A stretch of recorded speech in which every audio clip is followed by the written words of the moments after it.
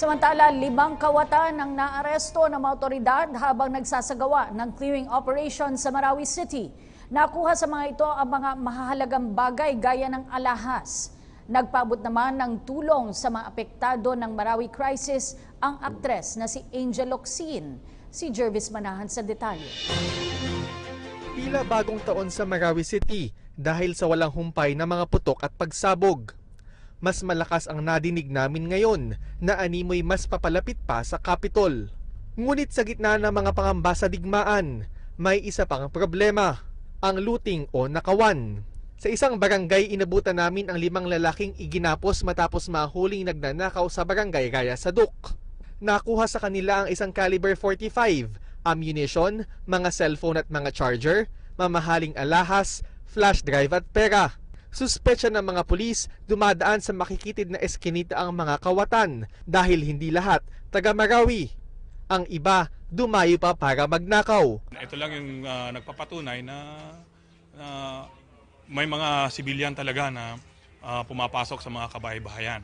Kaya yung ginagawa ng mga kapulisan natin at saka kasundaluhan natin, talagang pinapatrolan natin itong mga areas na pwede nilang pagnakawan. Nauna nang lumutang ang issue nang magsimula ang sapilitang pagpasok ng mga sundalo sa mga bahay para sa kanilang mga operasyon. Hindi kapulisan at kasundaluhan yung gumagawa ng pagpapasok sa mga kabahayan ng pagnanakaw, but ito talaga yung may mga talagang sibilyan na pumapasok at talagang nagnanakaw. Bago na aresto ang 5 lalaki, nauna nang nahuli ang 14 na magnanakaw na nakakulong na ngayon sa Marantao Police Station. Matinding alalahanin ito ng mga bakwit dahil marami sa kanila ang walang natangay na gamit. Tumanggi naman ang mga suspect sa akusasyon.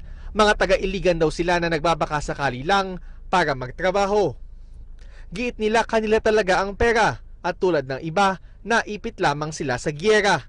Simula nung nag-umpisa ang digmaan, sir, hindi kami nakalabas dahil nandoon kami nagtrabaho sa padian, sir, sa Lower Dansalan.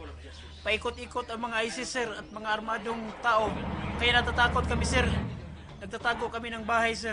Hindi umubra ang kanilang mga palusot at kalaunay inamin din nila na kinuha nila ang pera pambili ng pagkain. Sa gitna naman ng gulo, bumisita ang aktres na si Angel Locsin para tingnan ang sitwasyon ng mga evacuees. Wala namang magandang marinig pag-gera talaga.